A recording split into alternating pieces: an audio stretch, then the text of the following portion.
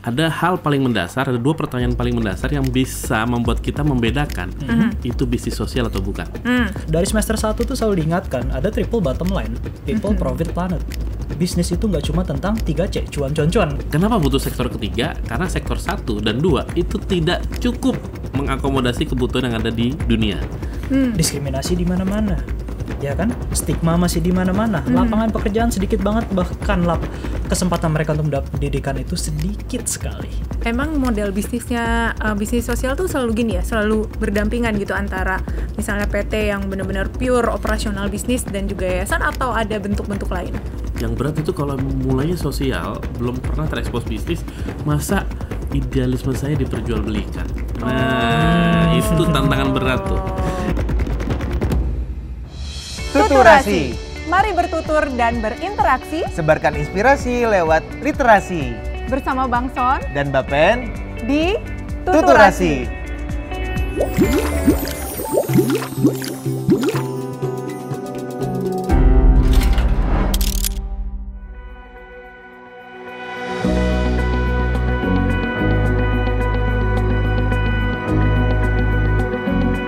Gak hanya melulu tentang duit, cuan, dan profit. Sekarang makin banyak orang yang tergerak untuk merintis bisnis sosial. Mereka ingin memulai usahanya yang juga memberikan solusi bagi berbagai macam masalah di masyarakat. Nggak heran jika bisnis sosial dilihat sebagai salah satu solusi mengembangkan ekonomi yang inklusif. Tertarik untuk memulai bisnis sosial? Jangan kemana-mana. Di episode kali ini, kita akan membahas mulai dari mana untuk memulai bisnis sosial. Selamat datang Sobat Tutur di Tuturasi, ruang eksplorasi ide inspiratif bagi publik, penulis, dan praktisi. Persembahan Prasetya Mulia Publishing. Di ruang ini Sobat Tutur, kita akan mengeksplor lebih jauh ide, gagasan dari buku terbitan Prasetya Mulia Publishing. Langsung nih bersama dengan penulis dan juga narasumber yang pastinya relate banget dengan tema obrolan di setiap episodenya. Untuk Sobat Tutur yang baru aja pertama kali menyaksikan tayangan di channel ini, yuk kita subscribe dan coba nyalain notifikasinya supaya nggak ketinggalan di diskusi-diskusi kita berikutnya. Diskusi kita pada episode kali ini saya berasa jadi kayak reuni gitu. Soalnya saya ditemenin sama 2 cowok ganteng nih di sebelah kanan dan kiri saya. Ya nggak sih, berasa reuni karena ini semuanya alumni Prasetya Mulia termasuk saya. Nah, di sebelah kanan saya yang pakai jas merah, wih gila, ada Mas Kelly. Apa kabar Mas Kelly? Halo, kabar baik Mbak Penny. Mas Kelly ini adalah faculty member di Universitas Prasetya Mulia yang juga beliau ini aktif banget menulis di beberapa buku. Contohnya nih ya, antara lain ada buku yang judulnya Aplikasi Strategi Bisnis, betul Mas? Soalnya udah terlalu banyak nih. Kebetulan.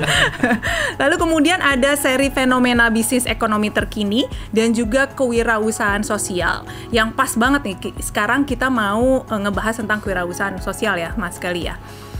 Mas Kelly mau menyapa dulu nggak Sobat Tutur dimanapun mereka berada? Silakan. Oke. Halo, salam wirausaha Sobat Tutur.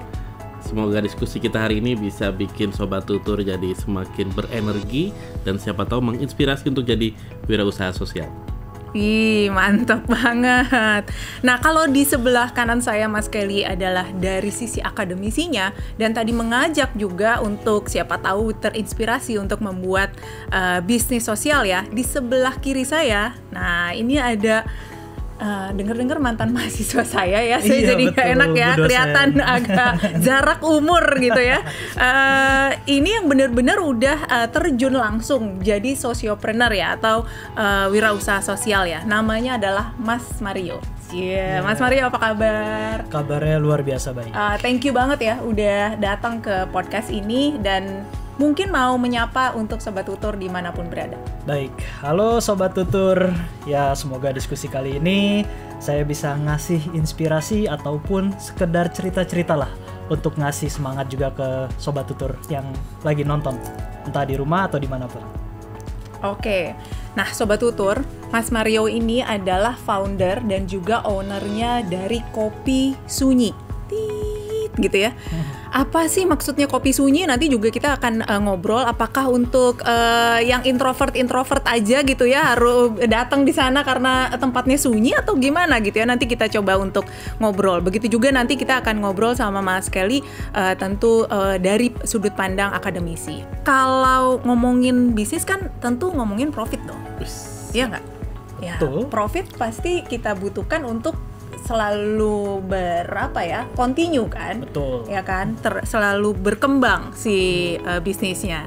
Mas Kelly ini antara betul tapi mesem gitu ininya. Jadi pengen juga nih ya ngobrolin ya. Tapi gimana sih bahwa si bisnis ini nggak cuman profit besar sendiri menjadi menara gading gitu ya, tapi juga sebuah bisnis bisa menjadi andil atau memegang andil dalam menyelesaikan masalah sosial. Mas Kelly pengen tahu dong, dijelaskan secara singkat gitu ya, apa sih yang dimaksud dengan bisnis sosial dan apa pentingnya bisnis sosial itu ada di masyarakat kita.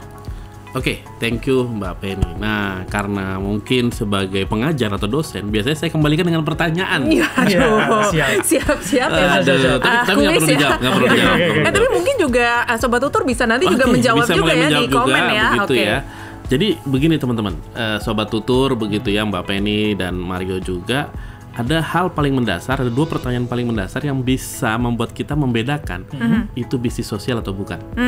Pertanyaan pertama, Apa ini tuh? biasanya saya tanyakan kalau misalkan lagi ditanya, Mas apa sih bisnis sosial? Saya tanyakan dulu dengan pertanyaan pertama.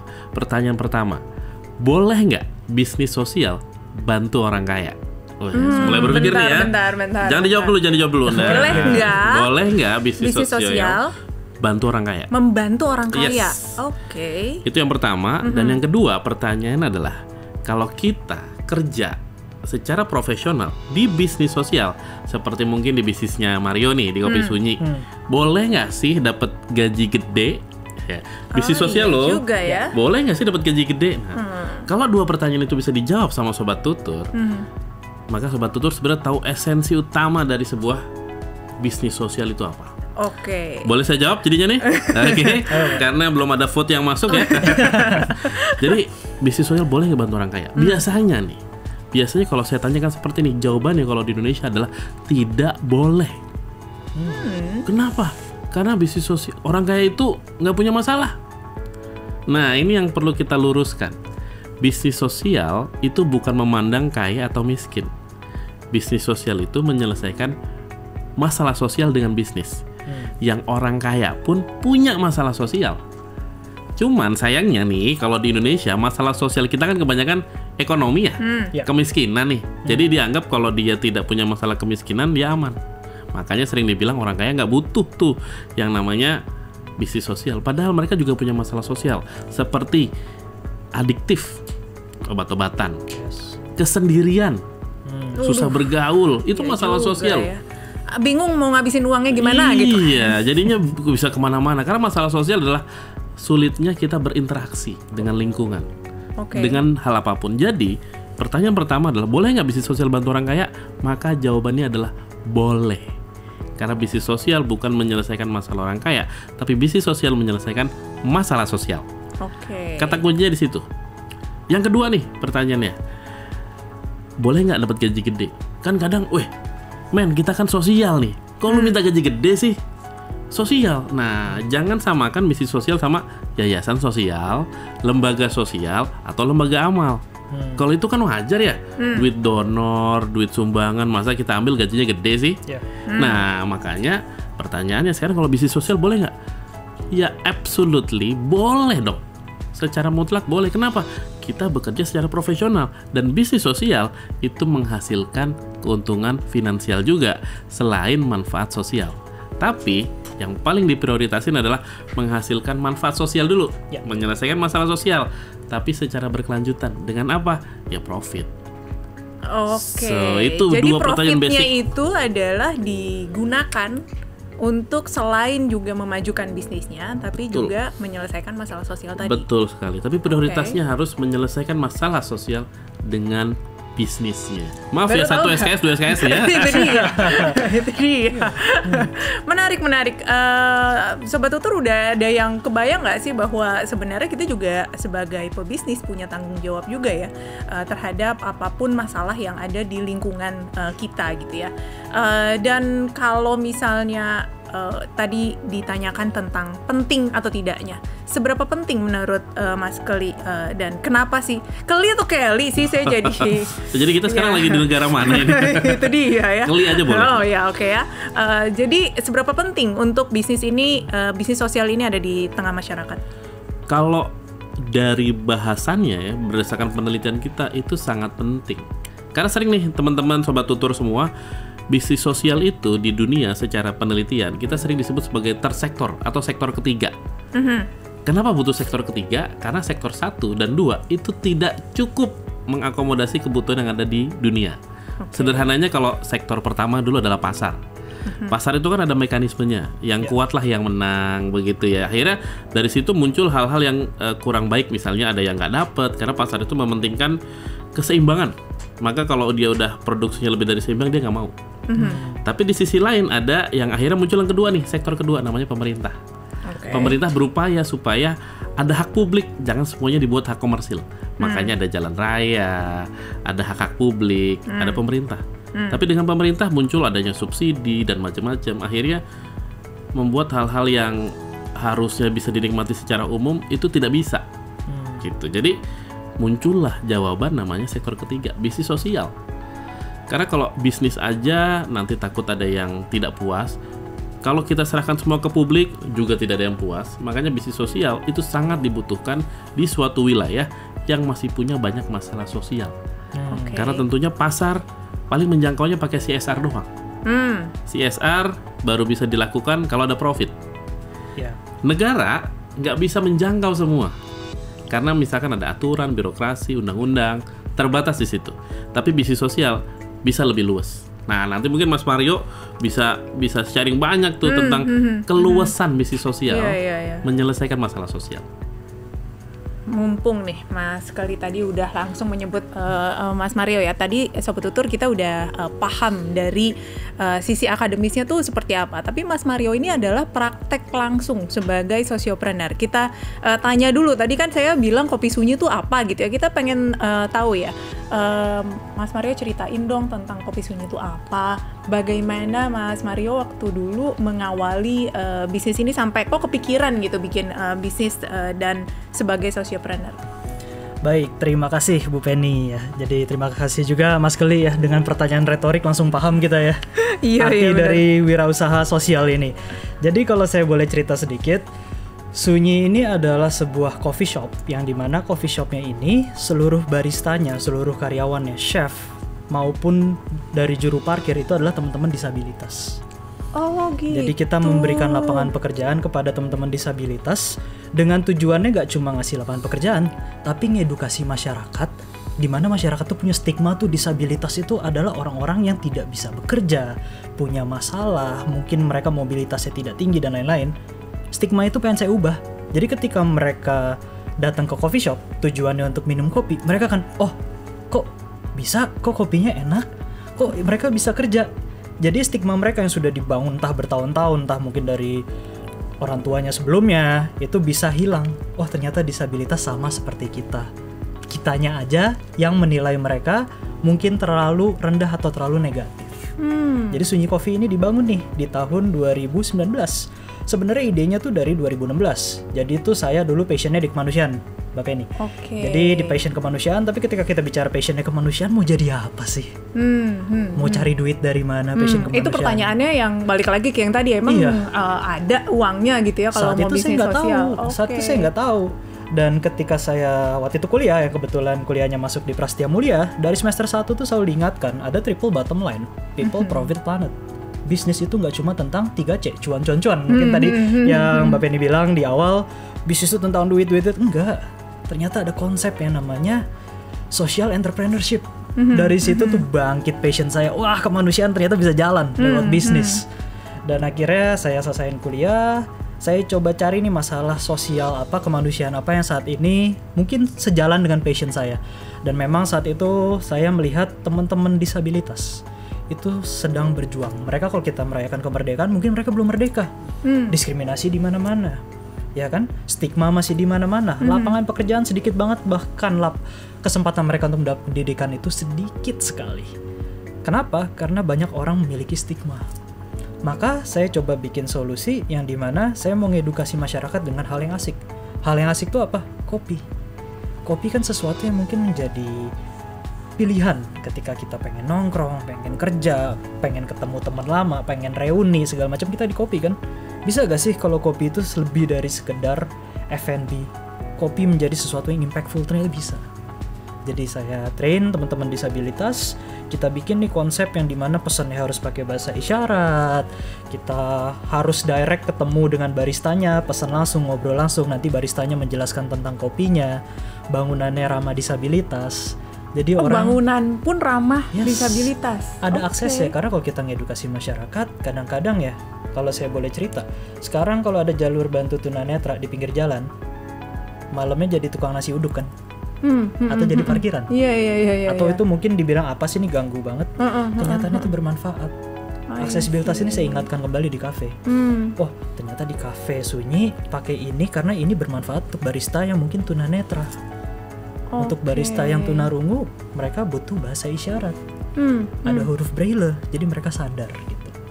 Edukasi ke masyarakat sekaligus memberikan lapangan pekerjaan kepada teman-teman disabilitas. Jadi justru ada dua masalah yang ingin diselesaikan, yaitu yang pertama adalah rendahnya awareness dari masyarakat atau ada stigma masyarakat terhadap teman-teman yang disabilitas. Tapi satu sisi juga membuka lapangan pekerjaan dan memberikan rekognisi gitu ya kepada mereka, yang nggak hanya rekognisi aja tapi penghargaan dalam apresiasi profesional kan ini ya? Profesional. Oke. Kita tepuk tangan dulu dong untuk Kopi Sunyi. Gimana sih tepuk tangannya gini ya? Oke. Kalau gini kan kita bisa mendengar. Kita bisa mendengar ya. Tapi ada teman-teman yang mungkin tidak bisa mendengar, atau kita sebutnya sebagai teman tuli atau teman tunarungu. Terserah mereka bagaimana mereka mengidentifikasi dirinya. Mereka tepuk tangan dengan cara seperti ini. Mantap tuh gini apa gimana ya? Udah pokoknya. Sama semua gestur kita yang Gestur seperti yang memuji, ini. mantap gitu ya sama. Oke. Jadi kalau misalnya Mas Mario memperkenalkan diri ke customer atau misalnya ke karyawannya itu gimana memperkenalkan diri dengan bahasa isyarat mungkin? Dengan bahasa isyarat berarti saya, halo, nama saya Mario. Oke, mantap. Nanti aku juga mau belajar jadi itu kan kita jadi aware juga ya, Mas Kli ya. Sekali. Nama saya Kli. Gimana? Berarti gini, Mas Kli, kita punya peraturan nih. Oke. Jadi teman-teman karena lagi berjuang, mereka itu bikin peraturan di mana kita harus empati. Dengan cara kalau mau belajar langsung sama merekanya. Iya Mario juga. tidak punya hak untuk ngajarin. Karena saya kan non disabilitas gitu. Jadi ada fenomena ini yang dulu saya berpikir, oh kok gitu. Tapi abis itu mereka ngasih perumpamaan, Mas kalau ada orang asing ngajarin bahasa Indonesia, menurut Mas gimana? Ya itu bahasa saya sih, gitu kan? I see. Gitu. Jadi kita kasih kesempatan karena nanti kalau kita ngambil lagi nih opportunity mereka yang sudah sangat sedikit, Mas, otomatis mereka akan makin kesulitan. So ada satu culture nih yang baru saya ikutin dan ternyata ini sangat bermanfaat untuk mereka. Mau belajar langsung sama mereka. Yes. Mantap. Nice. Tapi berarti itu dibuat ya? Ada tempatnya di Sarja langsung ya? Ya. Ada tempatnya di Sarja langsung untuk belajar. Bisa di kafe juga bisa.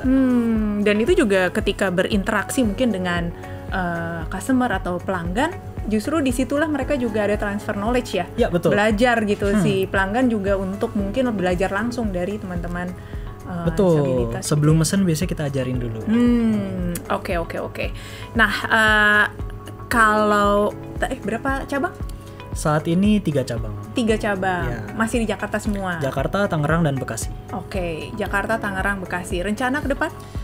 Wah, rencananya sih kita pengen spreading lebih luas ya di kota-kota lain, mungkin di kota-kota seperti Bali harapannya, dan mungkin beberapa kota lain yang mungkin saya harus riset dulu yang mana yang kira-kira memiliki masalah sosial yang paling besar. Mungkin seperti tadi Mas Kile ya, kita cari dulu karena Sunyi ini bisa bermanfaat untuk teman-teman disabilitas. Kita harus lihat dulu kira-kira urgensinya di mana. Oke. Seperti itu. Dengan 3 cabang tersebut, berapa penyerapan tenaga kerja disabilitas di sana? Ya, jadi so far kita tuh sudah memberikan lapangan pekerjaan lebih dari 60 orang. Sekarang yang aktif ada sekitar 40, dan kita kan punya pelatihan barista juga nih, ada sekolah barista. Itu kurang lebih ada 200 anak disabilitas kita lulusin. Ih, keren banget, keren. Mas Kelly, kalau menurut Mas Kelly ya, tantangan terbesar bagi teman-teman di bisnis sosial ini atau sociopreneur ini apa sih tantangannya? Ya, tantangannya adalah semangatnya yang tinggi nih. Tapi nggak boleh lama-lama punya semangat tinggi tanpa ada hujan profit juga sih sebenarnya ya. Karena lama-kelamaan ya, kalau sosial terus nggak ada yang berkelanjutan, itu sulit. Kalau kita tanya Mario pasti mungkin nggak ada donasi di awalnya. Tapi ya makanya perlu bisnis sosial. Makanya teman-teman kita yang bergerak di sosial tuh perlu banget dapat pengetahuan tentang kewirausahaan sosial atau bisnis sosial supaya minat sosialnya itu bisa berkelanjutan, Mbak. Karena kalau nggak sosial terus tanpa didampingi oleh pendekatan bisnis itu nggak berkelanjutan. Oke. Apakah tantangan itu dihadapi sama Mario?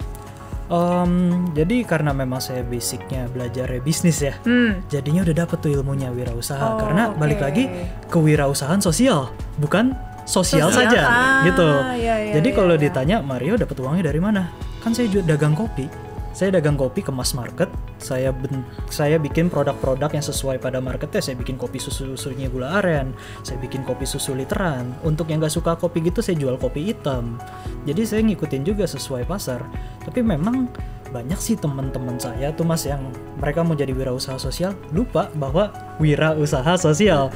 Jadinya kalau saya lihat kegiatan mereka seperti yayasan, nolong, modal habis bubar. Mungkin sedikit nambahin Mbak Penny, yang paling berat biasanya kalau saya ketemuin dari beberapa pengalaman, jadi saya pernah bantu itu adalah pengubahan atau transformasi dari lembaga sosial ke wirausaha sosial. Yang paling berat itu adalah idealisme. Yang berikutnya selain cari uang adalah idealisme. Karena di situ akan ada kompromi ya, mulai dinegosiasikan antara duit sama idealismenya saya kan tadi. mau bantu Mbak Pen, Benar. mau bantu itu sosial loh. Kok saya harus dibayar sih? Itu tuh berat itu. Kalau Mario tadi hadir karena dia sekolah bisnis dulu di Prasetya Mulia kan. Jadi bisnisnya udah kuat dulu, punya tadi rasa kemanusiaan kan. Nah, yang berat itu kalau mulainya sosial, belum pernah terekspos bisnis, masa idealisme saya diperjualbelikan. Nah, itu tantangan berat tuh. Iya, betul. Kalau idealismenya Mario nih jadi pengen tahu nih. Sudah mulai nggak jadi ada kompromi nih antara profit dan idealisme ini? Saya tuh punya idealisme, keras banget idealisme saya. Tapi ternyata ya karena kebetulan ya itulah gunanya edukasi ya Mas ya. Jadi idealisme itu harus diimbangi dengan yang namanya pendidikan. Jadi walaupun saya punya idealisme saya itu harusnya dikawinkan dengan si kewirausahaan ini. Bagaimanapun juga idealisme kan nggak bisa semuanya benar gitu 100% ya. Idealisme saya pun harus diadaptasi dengan kewirausahaan. Dulu saya memang dengan idealisme saya tadinya mau bikinnya sekolah Mas Kelly, Bapak nih. Tapi setelah saya pikir-pikir sekolah, saya gaji gurunya gimana? Saya nanti operasional sekolahnya gimana? Apakah cukup? Apalagi saya mikir waktu itu sekolahnya gratis. Idealisme saya sih senang dengan itu kan nolong. Tapi ternyata nggak solutif. Dan lagian kalau misalnya saya didik mereka lulus, diskriminasi lagi. Jadi saya ngeliat bisnis itu sesuatu yang sustainable. Dari awal saya bisa didik mereka, saya kasih lapangan pekerjaan, mereka bantu saya dagang, mereka mandiri. Saya pun dapat profit atau omset yang saya pakai untuk sustainable bisnisnya gitu.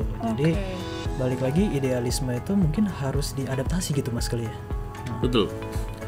Dan sumber revenue-nya tuh hanya dari situ atau ada misalnya kan kadang-kadang juga ada dari donasi atau dari apa itu atau pure dari penjualan kopi itu sendiri? Kalau kami terpisah ya, kita ada PT-nya yaitu Sunyi Coffee, ada yayasannya Rumah Harapan. Ya, jadi memang bisnis kita tuh adalah sehubungan dengan F&B. Tapi F&B itu nggak cuma jualan kopi, saya bisa bikin kelas kopi, saya bisa bikin webinar kopi, saya bisa bikin kolaborasi dengan chef siapa jualan masakan tertentu gitu. Tapi untuk donasi ya biasanya saya gunakan untuk kegiatan-kegiatan kayak tadi, ada kelas belajar barista untuk disabilitas. Tapi tetap itu juga uangnya saya pakai untuk gaji karena saya punya guru perlu makan, guru perlu dibayar, profesional kan. Jadi sehubungan dengan yang Mas Kelly bilang tadi, jadi boleh gak sih ngegaji orang bahkan besar? Itu yang saya jalankan, karena kalau saya nggak ngegaji guru-gurunya yang which is sekarang disabilitas juga, ya gimana cari saya sustain gitu. Iya. Mas Kelly, emang model bisnisnya bisnis sosial tuh selalu gini ya, selalu berdampingan gitu antara misalnya PT yang benar-benar pure operasional bisnis dan juga yayasan, atau ada bentuk-bentuk lain? Iya, model bisnis sosial kita sebutnya ya. Jadi model bisnis adalah bagaimana bisnis sosial itu berperilaku untuk menyampaikan nilainya, menyampaikan nilai tambahnya, tanpa lupa juga untuk bisa menghasilkan keuntungan dari situ. Nah, kebetulan sih kalau nanti lihat buku ini itu sudah dibahas lengkap gitu ya. Tapi setidaknya bisa lebih dari 9 model bisnis sosial. Ada lebih dari 9. Ada lebih dari 9 yang istilahnya itu bisa berdampingan, bisa terpisah. Mungkin kalau model bisnisnya Mario itu ada beberapa tuh. Satu, employment. Model bisnisnya adalah mempekerjakan. Kita sebutnya penerima manfaat. Jadi teman-teman disabilitas itu adalah beneficiaries, penerima manfaat yang bekerja di situ. Maka dia bisa langsung. Di satu sisi, Mario juga tadi punya rumah harapan. Nah, rumah harapan ini saya menduga aja sih bisa dapat subsidi dari keuntungan, sebagian keuntungan dari juga ditransfer juga. Jadi model subsidi ada lagi. Jadi yang bekerja adalah profesional adalah si kopi sunyinya, PT-nya. Sebagian keuntungan dikembalikan untuk peningkatan manfaat sosial yang tidak bisa dikomersialkan, karena ada beberapa kegiatan tidak bisa dikomersialkan. Misalnya kalau Mario tadi nyebutin, mungkin Mario hanya bisa membantu di level tertentu untuk yang berkebutuhan khusus ya, atau disabilitas. Ada teman-teman disabilitas yang mungkin memang harus sangat butuh bantuan orang lain, yang kayaknya untuk bekerja sudah pasti sulit. Nah, itu kan berarti yang kita butuhkan adalah bagaimana mendorong mereka untuk bisa minimal mandiri. Tidak harus bekerja tapi mandiri. Nah, ini bisa pakai model subsidi. Jadi banyak sekali model bisnis sosial yang sebenarnya banyak inovasinya juga. Intinya model bisnis sosial adalah bagaimana menyeimbangkan antara penerima manfaat beneficiaries dengan keuntungan profit secara finansial. Nih kan dari ada 9 model bisnis, lalu kemudian tadi Mario juga udah menjelaskan bagaimana perjuangannya dan tantangannya ya. Kalau saya sih Sobat Tutur, jadi ada rasa pengen mulai gitu ya, mulai apa nih yang bisa dibuat gitu ya untuk lalu kemudian menyelesaikan masalah sosial di masyarakat. Tapi untuk kita yang baru mulai nih, bisnis biasa aja, bisnis konvensional aja, itu banyak yang ragu untuk memulai, nggak tahu, bingung mulainya gimana. Apalagi ini bisnis sosial yang mungkin relatif lebih baru ya, karena tadi sektornya baru sektor yang ketiga tadi gitu. Nah, kita coba tanyakan dengan kedua rekan saya ini, menurut pandangan mereka apa sih atau bagaimana untuk memulai bisnis sosial ini? Mulai dari siapa dulu nih? Angkat tangan. Dari Mas Kelly deh, Mas Kelly. Jadi sebenarnya gampangnya begini, sebelum saya masuk ke langkahnya gimana, karena dulu saya juga pernah membahas sebenarnya yang paling sederhana gini, bisnis sosial bisa loh running dengan profit nol. Dia bisa hidup running dengan profit nol, karena profit nol itu bukan berarti nggak untung ya. Tapi kan secara operasional itu dia tercover, cuman dia tidak punya cadangan kas untuk bulan berikutnya. Tapi setiap bulan tuh bisa jalan. Tapi kenapa itu bisa jalan? Karena manfaat sosialnya sudah terpenuhi. Jadi bisnis sosial no problem, tidak ada masalah kalaupun profit keuntungannya nol. Karena dalam proses itu dia sudah bisa menggaji misalnya. Dia tetap jalan. Nah, makanya ketika ditanya gimana sih cara langkah kita memulai bisnis sosial? Langkah pertama saya, usulan saya sih biasanya kalau itu adalah dengan teman-teman berbuat baik dulu aja. Langkah pertama berbuat baik, tidak buang sampah sembarangan, mulai pakai produk-produk ramah lingkungan. Itu paling sederhana karena kita berkontribusi secara sederhana. Kalau sudah bisa berbuat baik, join ke komunitas deh, kan agak lebih serius tuh. Join. Wah, ikut siapa nih yang ikut gerakan apa? Ikut deh, kita ikut bantuin. Kayak Mas Mario juga join komunitas ini ya, disabilitas Disabilitas, juga iya. ya. Oke. Nongkrong bareng mereka. Oh, itu adalah langkah pertamanya Mas Betul, Mario tuh Iya. ya. Oke. Jadi Lalu. mungkin nggak ujuk-ujuk bisnis gitu ya Mbak ya. Jadi join komunitas. Terus kita merasa kayaknya deburan bahasanya aneh ya. Gelora sosial ya, ini ya. kencang banget. Iya. Nggak bisa terpenuhi di komunitas ini. Ya kita bikin komunitas sendiri nih. Oke. Tapi baru base komunitas karena saya rasa nggak bisa nih namanya langsung bikin jadi itu nggak bisa. Tetap harus lewat gerakan. Baru pertama setelah gerakan itu barulah kita bikin bisnis. Dan menurut saya sebenarnya di ujung nggak harus bisnis sosial. Nah jadi aneh kan sebenarnya. Saya nggak harus bisnis sosial.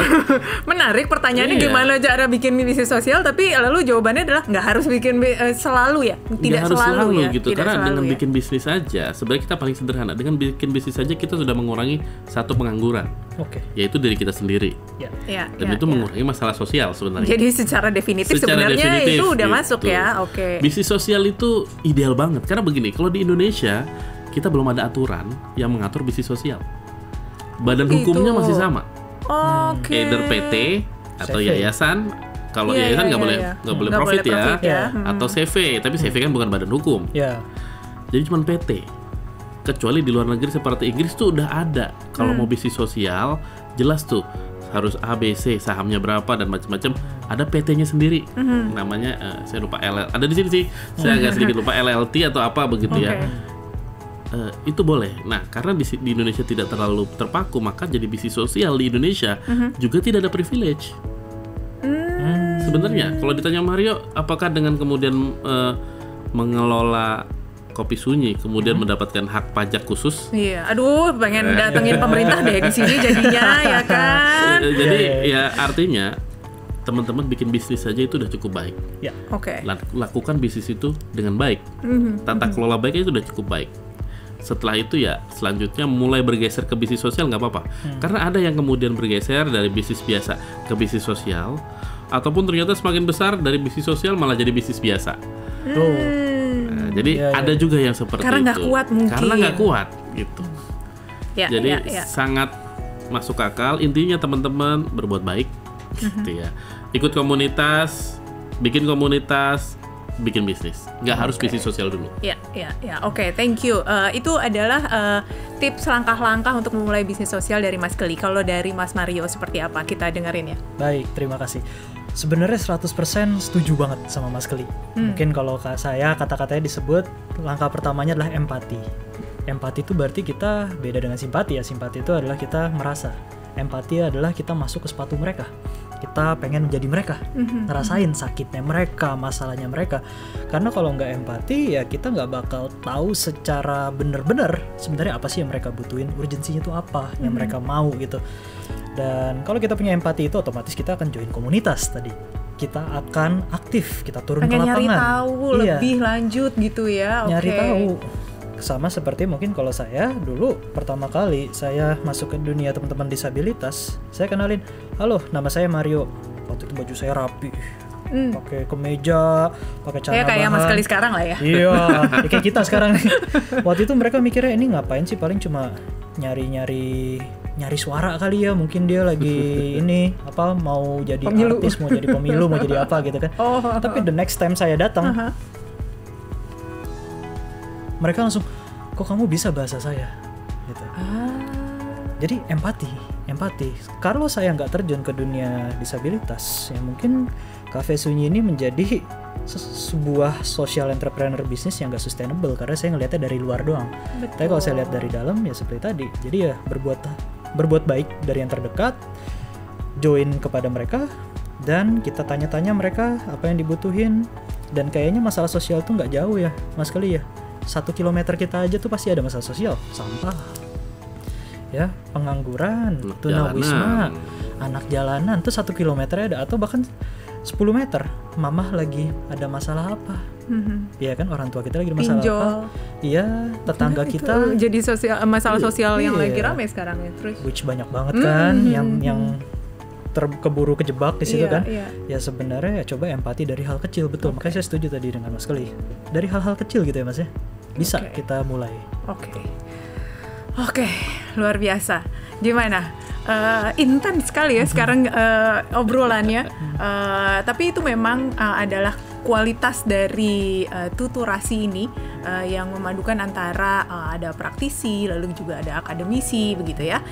Kita coba untuk rangkum ya teman-teman ya, bahwa bisnis sosial adalah bisnis untuk menyelesaikan masalah. Ya, bukan hanya sekedar profit, tapi lalu kemudian bagaimana bisnis itu justru yang dapat memberikan solusi kepada masyarakat gitu ya. Dan juga kita nggak boleh untuk menyamakan antara bisnis sosial dengan yayasan misalnya, CSR misalnya, karena memang totally different gitu ya. Yang harus diutamakan itu adalah manfaat bagi sosialnya, baru kemudian bagaimana kita untuk menghasilkan profit. Meskipun begitu, tadi juga dikatakan bahwa pengetahuannya adalah pengetahuan kewirausahaan, karena namanya juga wirausaha sosial. Jadi memang yang didahulukan tentang skillnya atau pengetahuannya adalah tentang kewirausahaan itu sendiri begitu ya. Sehingga sektor bisnis sosial ini yang dimana sekarang katanya adalah sektor yang ketiga, mungkin nanti akan menjadi sektor yang utama begitu ya, karena masalah sosial itu tidak akan pernah pudar selama ada manusia di muka bumi ini, masih ada egonya manusia, masalah sosial akan selalu ada. Dan juga tadi Mas Mario menjelaskan atau mengingatkan tentang triple bottom line, bahwa itu menjadi kesadaran awal bahwa tidak hanya tentang cuan, tidak hanya tentang profit, tapi juga tentang people, tentang planet begitu ya. Sehingga tadi Mas Mario juga bisa melalui kopi gitu ya, melalui kopi lalu stigma di masyarakat itu bisa dipudarkan lah, atau bisa lalu kemudian menjadi edukasi kepada masyarakat dan memberikan dampak terutama. Banyak sekali tantangan teman-teman di bisnis sosial ini. Bisnis konvensional saja sudah banyak tantangan, apalagi di bisnis sosial ini gitu ya. Pertama adalah tentu kita harus bagaimana untuk menyeimbangkan, tadi Mas Geli juga mengatakan, menyeimbangkan antara profit dan juga idealismenya ya, itu harus terus dijaga sehingga jangan sampai itu lalu kemudian tidak seimbang dan tidak ada profit, meskipun bisa berjalan tapi akhirnya tidak sustain gitu ya, nggak bisa lalu kemudian bisnisnya berkelanjutan. Langkah-langkahnya, yang pertama, berbuat baik, atau bisa juga dikatakan adalah empati. Yang kedua, ikutilah komunitas untuk berdiskusi. Oleh karena itu, dapat melakukan sebuah gerakan. Dan barulah mulai untuk berbisnis. Jika bisnis sosial adalah belum bisa dilakukan atau belum bisa dimulai, mulailah dengan bisnis konvensional terlebih dahulu, namun dengan dasar-dasar atau prinsip-prinsip kebaikan, sehingga kita dapat menyelesaikan masalah, baik itu di radius terdekat kita atau sampai di radius yang luas sekali. Sobat Tutur, bagaimana episode kali ini? Keren banget kan ya? Saya mengucapkan terima kasih untuk kedua rekan saya, Mas Geli sama Mas Mario, atas sharing pengetahuannya dan juga pengalamannya mengenai bisnis sosial di tuturasi ini ya. Dan jangan lupa nih tadi ya, berkaitan dengan bisnis sosial, Mas Geli itu udah juga mengingatkan untuk membaca di buku Kewirausahaan Sosial, Fondasi Ragam dan Transformasi. Ini dia bukunya ya. Jangan lupa untuk dicari, dibeli, lalu kemudian dipelajari. Balik dong Mas, ini coba bertiga. Nah, ini coba ya. Ini langsung jadi bacaan saya malam ini. Nah, itu dia ya. Oke. Kalau begitu Mas Geli udah juga mengupas di sini lebih jauh. Jadi silakan, tadi Mas Geli ada yang lupa katanya, di sini pasti ada 9 model bisnis sosial, bahkan mungkin lebih. juga bisa dikupas di buku ini ya. Terima kasih untuk Sobat Tutur sudah menyaksikan episode kali ini. Semoga diskusi kita akan menambah pemahaman tentang bisnis sosial dan juga sekaligus menginspirasi Sobat Tutur semua. Jangan lupa untuk subscribe, sekali lagi ya, please subscribe di channel ini. Nyalain juga notifikasinya ya, untuk selalu tidak tertinggal episode Tuturasi berikutnya. Dan Sobat Tutur, kita akan ketemu lagi di episode berikutnya. Kita semua kasih salam literasi yuk. Yuk. Siap. Salam literasi. Salam literasi. Salam literasi.